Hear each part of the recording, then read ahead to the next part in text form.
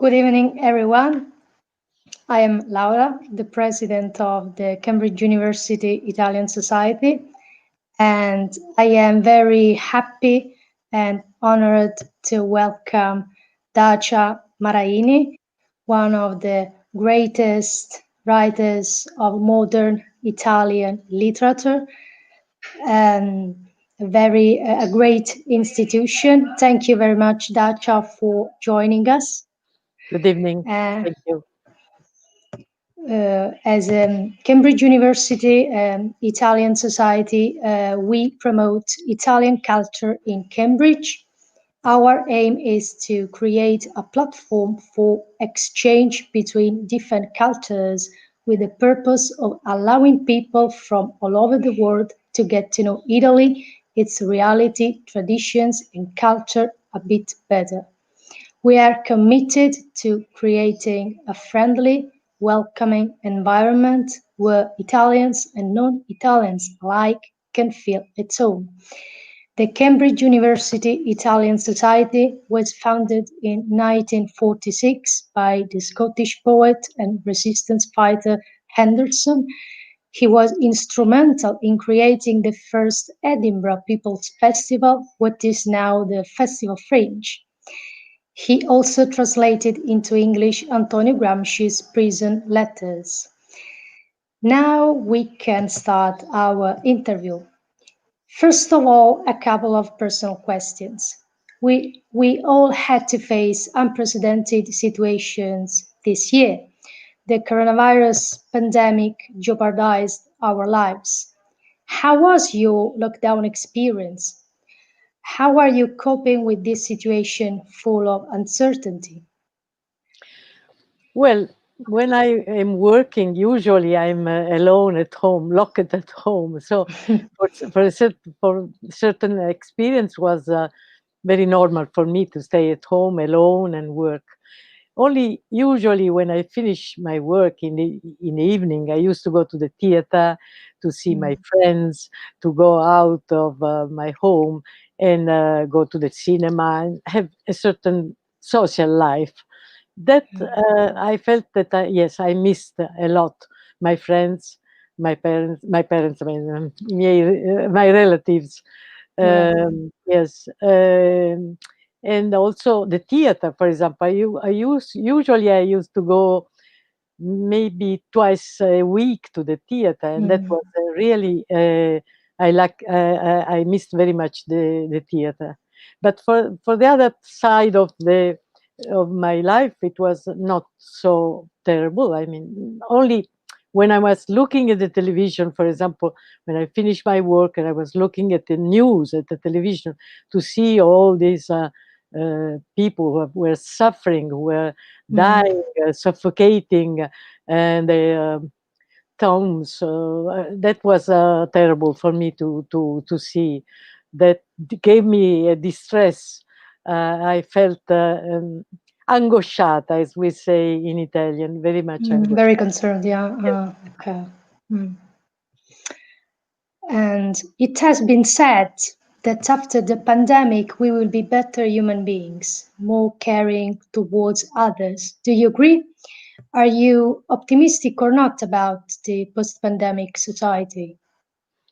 Well, I think that the world is divided in two. Now it's Mm, very clear. I mean, there are those who don't accept any change and don't accept reality in a way. They want to feel, they want to see that everything is fake, is a, come si dice, complotto, is a sort of something that had to conspiracy. conspiracy Mm, of a nation or of a group, industry or something. Anyway, a conspiracy. And others who believe in reality, confront reality, they want to fight against this illness. They try to do something. They feel sympathy and solidarity with those who are not well.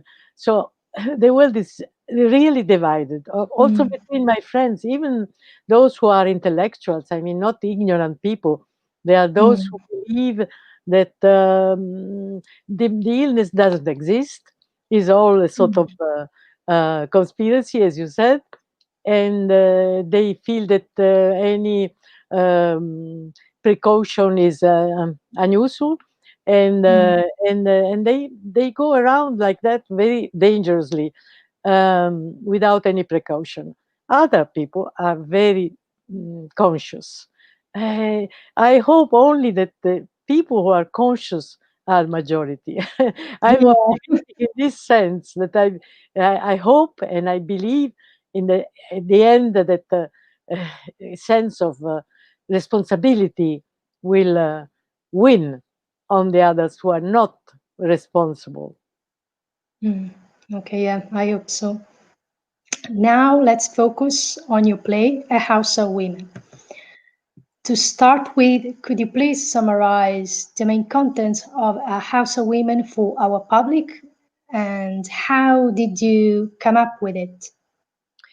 Well, I'm always very interested in uh, in the world of women, and one of the things that I have been interested for a long time is prostitution. Because what is prostitution? Something that in nature doesn't exist. No, the idea Mm, of um, buying and selling sex, which is so strange because sex is really something that belongs to feeling and pleasure, and the pleasure can't be sold. But mm, this exists, and everywhere in the world for so long time has been deflect. And I think this is um, the reflection of patriarchy.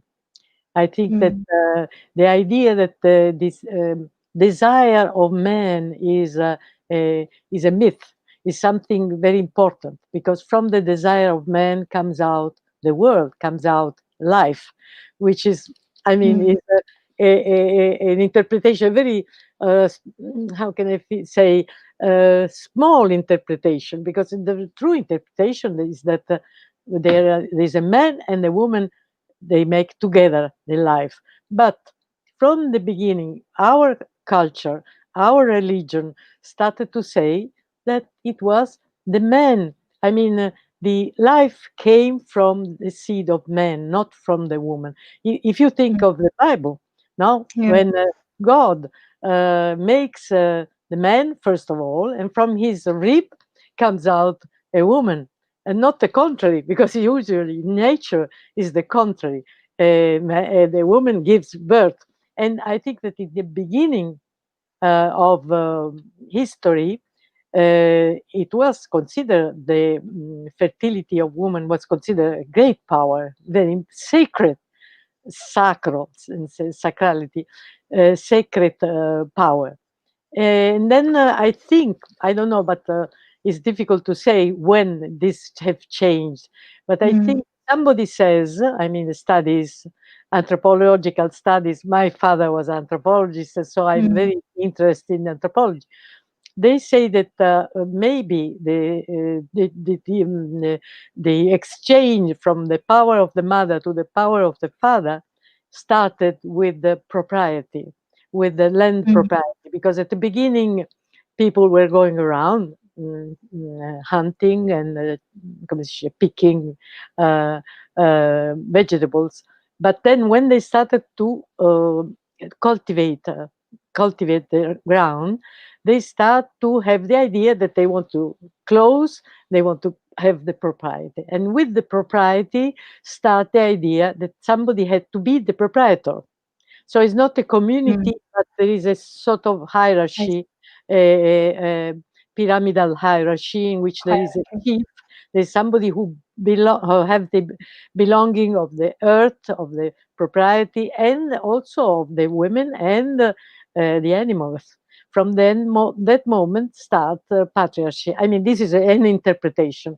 I Of believe course. that this could be a very intelligent, interesting interpretation. So I'm interested in prostitution as a sort of yes, with the conclusion and the result of piracy, Mm, of partnership is the idea that if you buy a woman, you can be an owner of this woman for even 5 minutes, but you are the owner. You can treat her like an object. You try, Mm, and there is a sense of power. I think because I mean this is really something that comes from culture, not from nature. In nature, there is no prostitution. No, mm, there can be violence, but not prostitution. I mean, this is something that belongs to the idea of commerce, of money and the change of money, and uh, and this is why I was interested. I wrote many things about prostitution. Also, another play called il dialogue with the prostitute, with the prostitute with her client, which has been done, represented in all the world. And well, what can I say now that prostitution have changed completely? Because before, I mean, when I was fighting for freedom of prostitution in the 70s, uh, it was the prostitutes were women, Italian women, who were usually they choose this profession because they were poor, usually not to get money, mm. and they usually they chose, and they were majors, come si dice, maggiorenni, uh, Mature women. yeah, women of more than 21. Well, now we have a completely different prostitution. I think everywhere, but in Italy, there are immigrants. There are women coming from Africa, from poor Mm, countries, and very often they are minors. Very often they are sold and bought by criminals, and they are slaves, which is completely different from a woman who chooses, no, who chooses uh, yeah. to become a prostitute. In this case, it is a woman who chooses to be a prostitute because she feels that this is the market. I mean, she knows that she can't do anything else, and she believes that she have to adapt to the market. I don't agree. I mean, but I can understand that it can happen. No, but now if you speak about prostitution, you have to think that really the majority of the prostitution now is made of young girls who are slaves, completely slaves, propriety of a group, and they can't do anything. There is no choice, which I think is a great exchange. In worst, naturally, is a terrible thing that had been happened. And when I wrote on the newspaper, I say to the clients, no, young men, we say that in Italy there is a come si dice, they say that in Italy there are 9 millions of clients every year, which is an enormous number, no? And I say usually I wrote I wrote some letters also to the clients. Once it was on the paper, and I said, you have to think a little more. Who are you are buying? You are buying a slave or somebody who decide freely to sell herself, which I don't agree, but I understand. But a slave is terrible because she's there. She doesn't want to be there. She has been disillusioned. She has been, come si dice, ingannata uh, from people who have told her that she was going to work, to have a job, and then he comes here and she understands that she is a prostitute. You understand? This is the reality in this moment.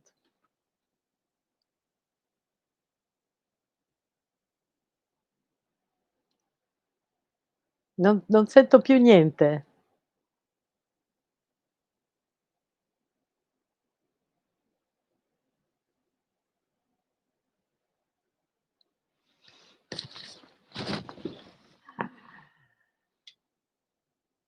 Che succede?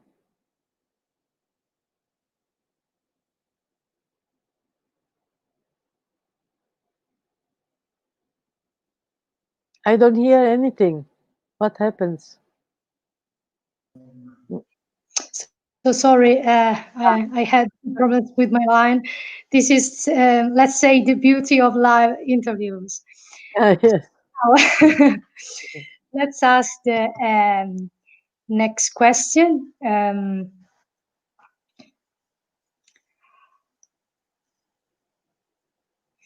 So the play also deals with abortion. Nowadays, there are still many conservatives around the world who are trying to cancel this right. What do you think about women's rights in the world and in Italy today? Do you see an evolution or a regression compared to the past? What are the greatest challenges that women face in our society? Well, I don't think in general that abortion is really a good thing. It's not a good thing, but uh, abortion is a result, another result of a patriarchal society in which women have never been free to deal with their body. So they didn't have the choice of having a baby or not having a baby. This was Mm, considered a rule of the society and not a decision of a woman. So women decide clandestinely, in clandestinity. And abortion in clandestinity has been a horrible thing in which women very often died. They had to pay a lot of money to have abortion. So I was very strongly against clandestine abortion. So I made a fight for getting, how can I say, legal abortion because it mm, was a great change.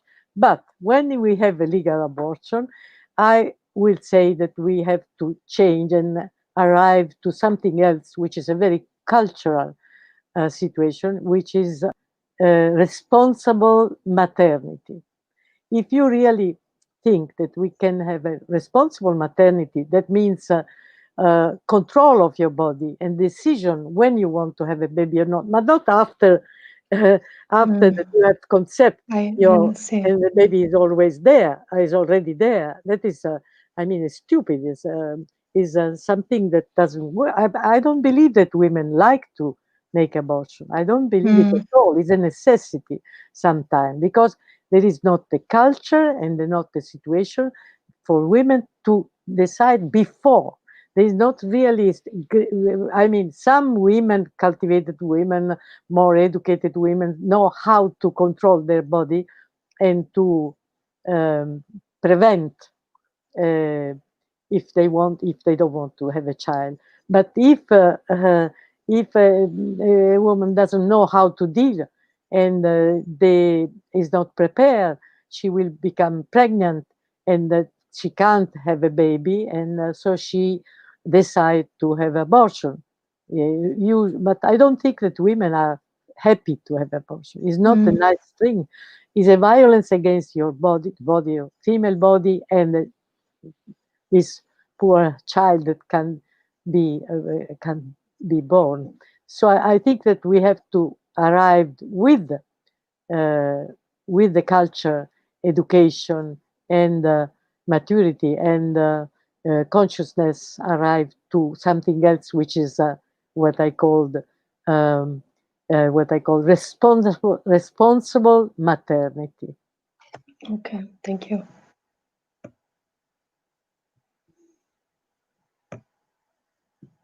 Unfortunately, too many women are being killed by their partners. In your opinion, what are the main causes? How can we build a better society in which femicides won't take place?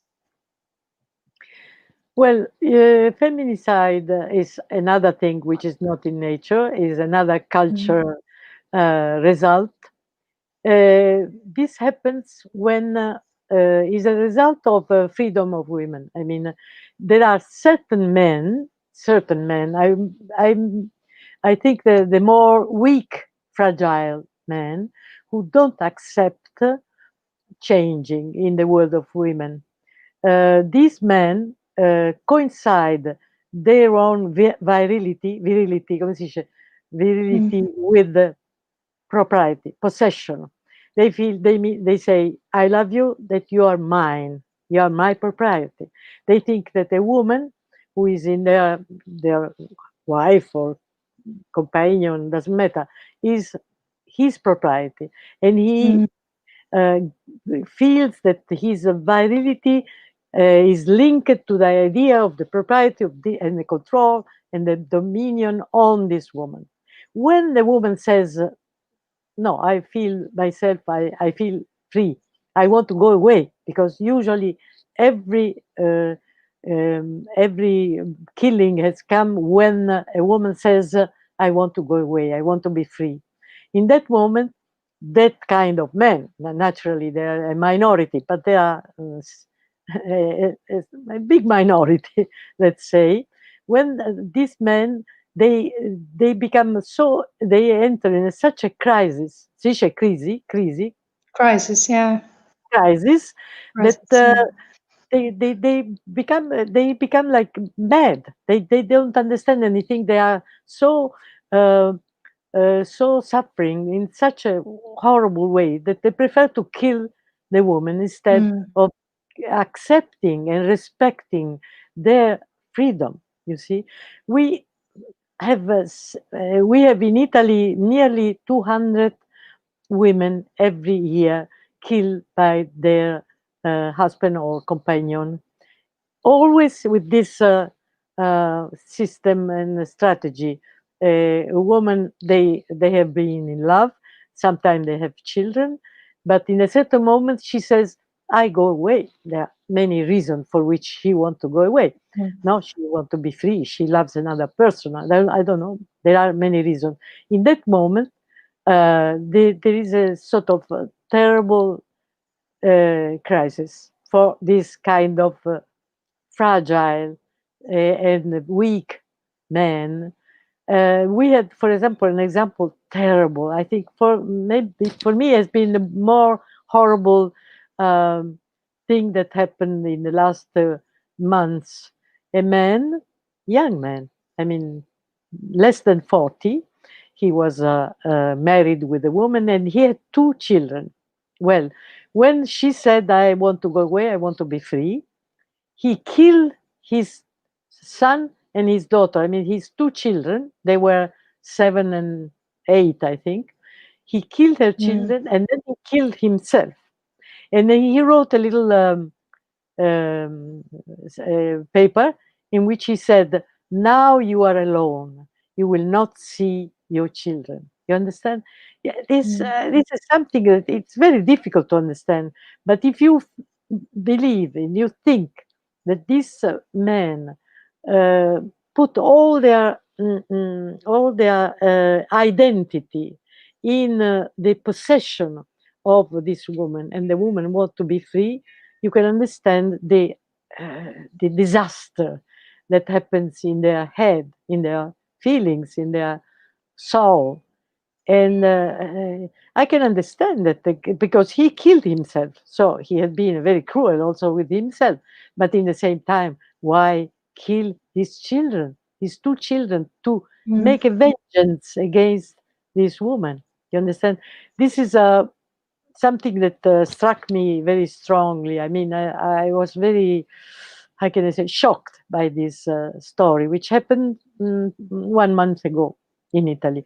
But I mean, so it's a cultural situation. It's nothing to do with nature, nothing to do with violence. Men, I don't believe that men are more violent than women. Women and men are the same thing. I mean, we are human beings, Mm. luckily, and we have the capacity to be violent or to be sweet. We have eros and thanatos. No, Mm. eros is life and love and generosity, and thanatos is death. We all have this um, feeling of death, wanting to also to kill ourselves and to kill those who we love. But the eros must win on. thanatos. This is civility. This is human being. This is being civil, being democratic, being come si, saggi, being Wise. Mm, wise. That's right. Yes, and being yes, being understand that you have to respect freedom of the other person, even of a child. He is not your property. Nobody uh, can have the possession of another human being. You can't possess a person. That is slavery, and mm, we don't accept slavery. So you can't possess even a little baby is not yours. You have to give him to feed him, but or him or her, but is not yours. You have to respect the sacrality of a person, even if it is a ill person, old person, an enemy, is always a sacred person. And I say mm, it not as a religious feeling, but as a like person. But I mm, feel that every person is sacred, and you can't touch um, or come si dice, wound a mm, person. You have to respect a person mm. which is not yours.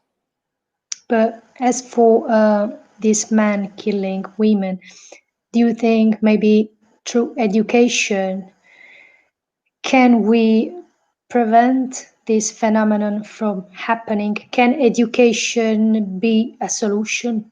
Yes, Maybe. absolutely. I believe in that. But you see, education must start at the beginning when they are Mm, little children. Uh, they in the primary school they have to teach them that you can't possess a person, but that doesn't happen because the mm, culture is still made on the idea that love gives the privilege of possessing a person. This is till now. It's like if you look at the movies, at the comics, if you look at mm. the le canzoni, come si dice, the Songs. songs, the more fashionable songs, it's always the idea of propriety. You're mine. I dominate you. I possess you. You're my baby. For example, in all the American songs, I I um, I was surprised to see that you use so easily the word baby. No? If you think all the American songs, when there is love, they always say baby, my baby, my baby, my baby. Mm, But I mean, why you love a person, you call her a baby? That means that you believe that a woman that you love is a baby. So it's a sort of somebody who you have to protect, you have to mm, dominate, you have to possess. But it's not a person. It's not a person with her own freedom. This means that the culture in which we live is till now or still now is based on the idea of propriety, of the mm, possession. Or and this is so strong that it's difficult to change. uh, Something is changing, but very, very slowly. And but I'm absolutely sure that if you start from the beginning and if you um, make the education based on the respect of the other person, respect of the freedom of the other person, mm. because it's easy to respect a person if you don't have any relation. But if you love a True. person, you have to think that this person, you love it, okay, and maybe I hope that he or she loves you. But if it doesn't happen, you must respect its freedom. You can suffer, but uh, you can't come si dice, force. Mm. You can't force love. You can't force it. Mm, true. It is something that is not possible to force, to oblige. You can't oblige a person to love you. That is freedom. So if a person stops to love you. Must respect, even if you suffer enormously, but his freedom is more important than your suffering. Of course. Now, a question on feminism. Feminism is an historical phenomenon. In your opinion, what does feminism mean today if we can use the word feminism? Well, feminism has two meanings. I mean, there is a historical meaning of Mm, feminism, which is linked to the 70s, to the fights, the manifestation, come si dice manifestation, yeah, yeah, manifestation? yeah, Okay. The people, all together, the women were expressing themselves on the roads, on the squares, etc. And this is gone. I mean, it's finished because of course. the historical feminism was linked to Mm, an ideology, to an idea of a life, an idea of women in society, and it was a special moment of fighting. Then there is a meaning that goes beyond the historical moment, and is a sort of idea of women who are fighting for freedom and the rights of women. No, they're fighting for the rights of women, and we can call it feminism, but maybe because I deal with very often with young people. I go in the schools, they invite me all the time, and usually when I speak with young women, they don't want to use the word feminine. They feel that something finished, something mm, far from them. So I say, okay, doesn't matter. It's a word. And now we can call it in another way. We can call it fight for freedom of women, fight for the rights of women, as you want. No, so maybe I think that young women don't like this word because it's linked to an ideology which is changed now. mm, It's changed because it's different.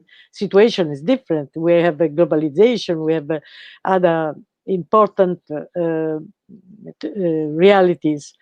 So maybe we can call it in another way. I don't know, but I don't feel offended if they say that I'm a feminist. But I can understand young women who don't like this word because they feel that it is linked to a period which is mm, finished. They want to say that there is a new kind of feminist, a new way of dealing with society, a new way of fighting, which maybe is different from the 70s.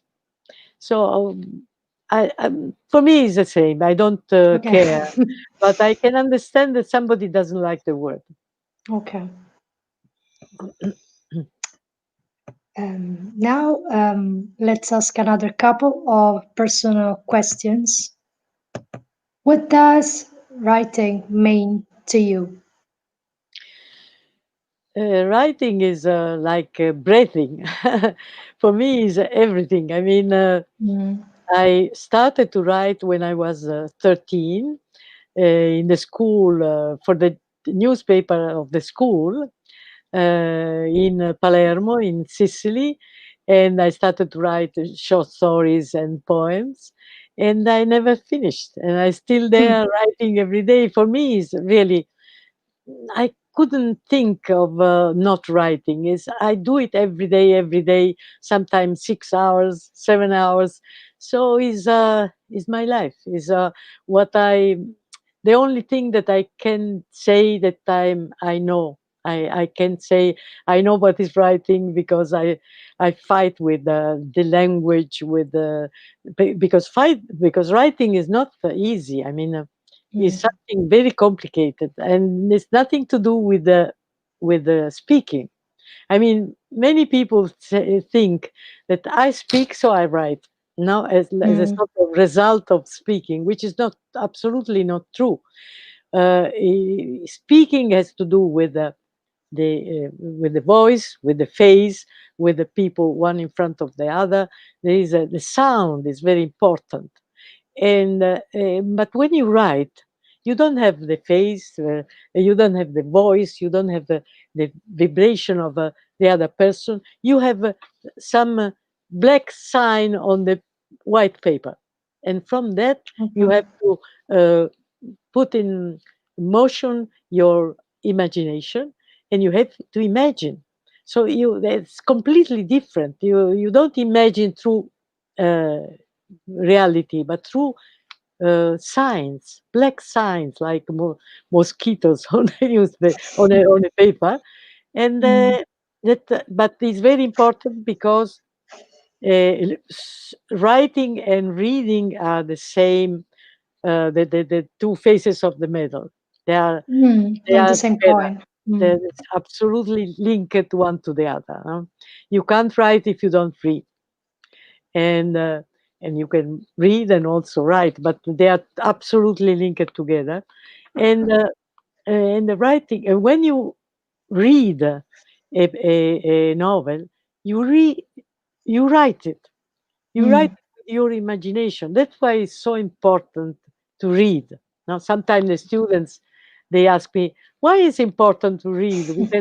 We can just look at the television, look at the uh, computer, or and then we see everything. We have a relation with the world, which is not true, because when you read, you reconstruct a world completely in your mind, and so you make an exercise, make exercise your imagination, and the imagination is our engine, is the more important engine of our body. I mean, this is my idea, Of but I course. think Yeah. it's very important. That's why important to read. No, we say this population, this country is civilized because read a lot. No, we don't Mm. say that a population is civilized because they look at television. True. No, there's we say that because that is effectively it can be faticoso, come si dice? It can be fatiga. I uh, mean, you mean the fatigue of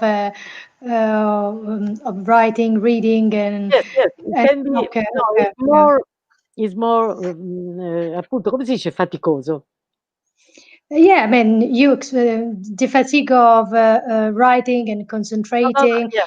on the word As I said, and from reading this little sign, black sign on the paper, you mm, have to create your world. That's to why it's so concentrate. important. Not only concentrate, you have to create yourself. Okay, So the author gives you words, but black little words on the paper. From that words, you have to imagine, you have to enter in the world. okay, Let's say, so for example, Dickens. No, Dickens gives okay. you a piece of paper. He doesn't give you images, but you have to imagine. You imagine, for example, England in the 19th century. You have to think Mm, where he speaks about the Tiber, for example, and you see it. If you have imagination, from these little words, you see the Tiber. You see the people going around in the England of 19th century. You haven't been there. You it's your imagination, but your mm. imagination is created by the words. That's why. But Of you have to be. You have to be the person who takes these words, and from these words creates a word. of You course, it's on your hard imagination. to create a world on your own. Yeah, okay, Yes, I got to it. make an Yeah. imagine of your world. This is Okay. wonderful, and this is why it's so important to read, because Mm, you make uh, you construct worlds through the words of the words of a book. But as I said, mm. They are not images. The images come from your mind. That's why it's so creative to read books, because you recreate the Mm. images. Think, for example, Alice in the World, no? Wonderland. Mm. Wonderland, which has been a very important book, I think, Mm.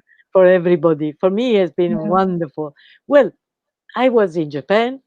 I was reading for the. I was reading in English because my grandmother was English, so my father used to speak to me in English when I was a child, and I was in Japan. Well, I had also only, I didn't have a movie or television, nothing. I had the book, and in the book I enter in the book my imagination, and I follow this little girl who was growing, no, like a giraffe, and then was Mm. going small, small, small, like a I don't know, come Um, una pulce, and then. And then all these the queen and the rabbit and everything. Well, I didn't see them. I mean, I didn't have the images. The images came from my imagination, and this is mm. creative. That's why it's important to read, because the reading makes uh, your your creation, your power of creation become more and more uh, creative, more and more large, more and more profound. Okay. And are there any books that had um, great impact on your education? You mentioned Alice in Wonderland. Maybe another one? Pinocchio. Mm. Pinocchio is another, is an Italian book, but it's well known everywhere in the world, and I think that's another very symbolical important book. It's not only a book for children; it's a book for also for grown up, because there are so many themes inside. Not only the relation between a child and the father, but also relation with death, relation with the society, relation with the symbolical world, relation with education. So many things that are beautifully um, told with the wonderful, also wonderful language in Italian. Is a very, very classical but very expressive and wonderful language, Italian language. I will suggest also the grown-up people to read Pinocchio.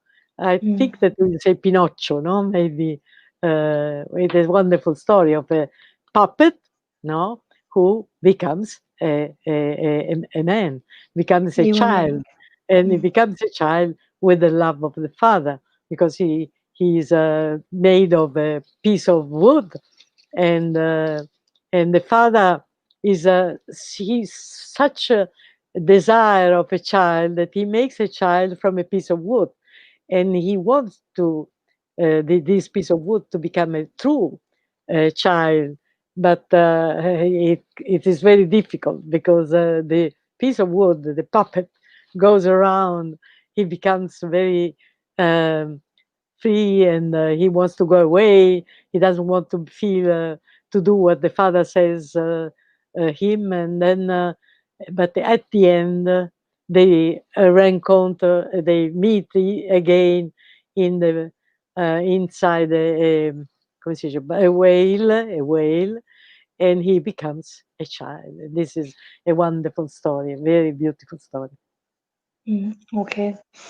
And regarding the role of writers or intellectuals, do they have to, in your opinion, do they have to shed light on society's problems and offer possible solutions? This seems to be rather the role of intellectuals in the past. Nowadays, there seems not to be any intellectual of this kind. What do you think? No, I don't think that the writer should suggest solutions, because this is Mm. the politics might do that. But the writer can create a consciousness, a Mm. public consciousness, can work on public consciousness.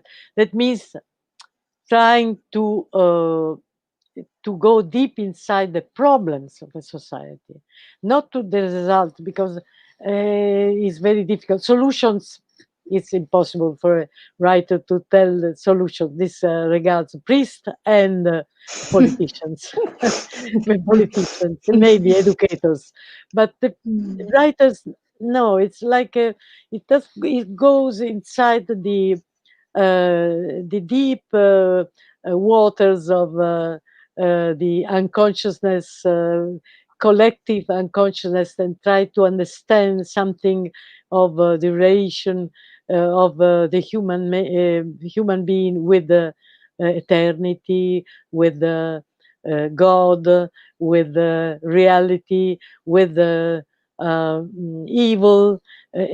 These are the great subjects with which a writer deals, mm, and he can do it in many strange way. He can do it being very realistic.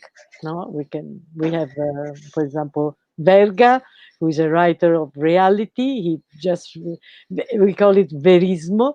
On the other side, we have a writer like Buzzati, who is dealing with the symbols, with something which is very surrealistic in a way.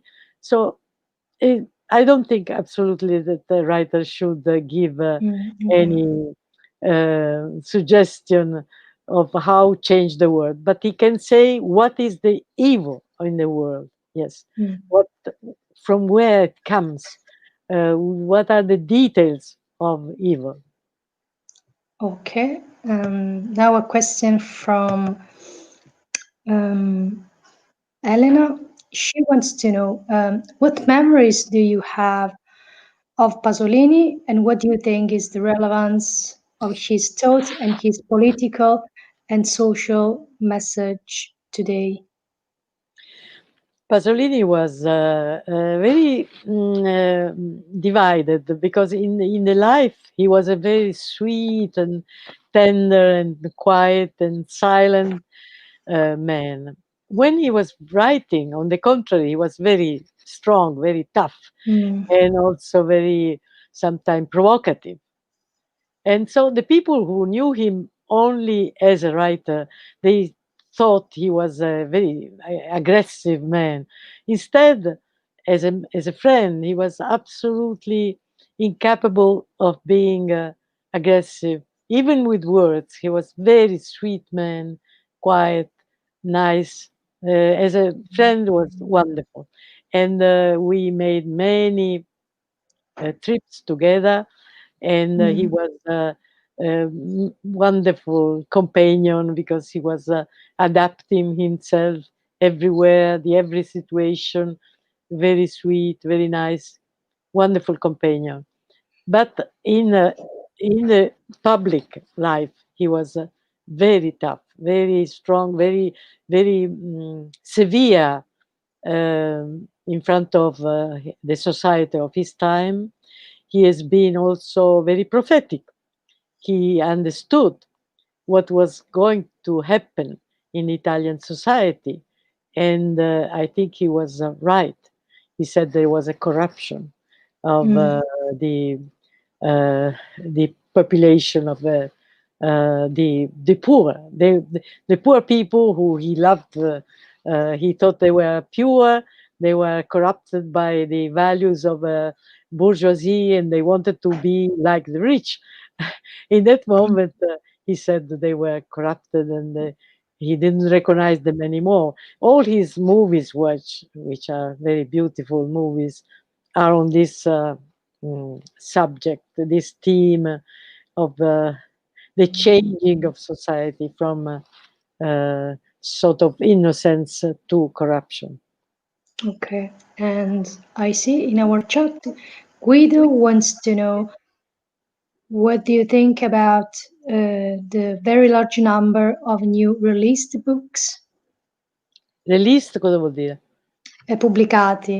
Yes. Mm, Uh, I think that I mean, the publishers publish too much. In Italy, I don't know about England, but in Ity we publish 60,000 books every year, which is really too much. That means that, for example, in the bookshops, the books there is no place. So when the new books come, they throw away the old one, and so they can keep in the bookshops only for, I don't know, maybe few days, and that's too little, because I'm not speaking about my books, because I have already my readers, and they follow me from very long time. But I'm speaking about the young, for example, the young writers who are not well known. Their name are not known, and they don't have the time to join the public, because they, everything is so quick, so Mm, rapid. Rapidly, they come to the bookshop and they go away. I mean, the majority of the book, the 40%, this is a statistic, is not my invention. 41% of the books that come to the bookshops are throwaway. They, mm. after few days, they go to the, come si dice? Uh, Destroyed. destroyed. They are destroyed. Yes, this is terrible. I mean, that means that that the editors, the publisher, uh, feel that the number is more important than quality. You see, and this, I think, Mm, is not a good thing. But in a way, we have some very good writers today, young writers, women and men, and mm, but sometimes they have difficulties to make them known, because there are too many books. And for example, I don't know, maybe a man who speaks about the weather on television, uh, and he is well known after he writes a book, and then everybody, all the person who has stayed in television for some time, they are well yeah. known, they publish a book. So what does it mean? No, I mean, Mm, publishing a book is very important. It's something very serious and profound. It's somebody who is dealing with the language, with the, as I said before, the great subject of the society of today. You can't publish a book just because you are well known, and you take something, or somebody is making the book for you. Often this happens. So I think the idea of preferring the number to the quality is something that has to do with the society of merchant society. It's a society in which the market is more important than the quality artisan. I believe that the work of a writer is an artisan work, come si dice l'artigianato? artisan, yeah, Art, like craft, art, writers are like artisans, yeah. artisan, craft, and is unique. Craftsman, yeah. Craft is a book is something made with is unique. Then it can go to the market, but the work of a book is unique. It's not made uh, on series, you see. And this is something that is happening, which has to do with the illness of the market of books. Mm, I understand now. Our very last question, and from our public, mm, what would you say to a young person who knew nothing about uh, fascism? Someone young who didn't experience fascism. Well, I will read some books. I will suggest, for example, one beautiful book of Gitta Sereni. Gitta Sereni is originally Hungarian, I think. She Mm, wrote a book on fascism, on Nazism, and I think it's a wonderful book. Then one another book is our book of come si chiama Levi, mm, eh, called Se questo è un uomo, if this is a man, which is well known, and I'm sure that it is translated in English. And also Anna Arendt, which is she was German, and Mm. she had a very very mm, uh, clean eye on Nazism. She made a wonderful analysis about Nazism. Well, there are three books which I think we could start with. For me, they have been very important and very. I understood many things and I learned many things with these three books: Primo Levi, Okay. Gita Sereni, Anna Arendt. Okay, so thank you very much for your advice and thank you very much for joining us. It has been a Thank great you, thank pleasure, you. and we are looking forward to meeting you in person in Well, Cambridge. I would like to come. I hope this virus will finish because Mm. really uh, it's destroying our lives. Yeah, Mm. I totally agree. But maybe by the spring, who knows? Yes, I hope so. Thank you Nice to very meet much, you. Dacia, Thank you. and bye. Think, think about books, very important books, and the Okay. company, the great, great companies. Oh, I totally agree. My my job is I reading know, books and I writing, know. so Yes, yes. Once, I once you totally agree. learn, once you learn the love of writing and reading, well, specifically reading, I think that you have a great companion that never leaves you. Never, never, never. Of course, I totally agree. Dacia, thank you very much again, and Thank see you. you in Cambridge then. Okay, Bye, thank you. Goodbye, bye. goodbye.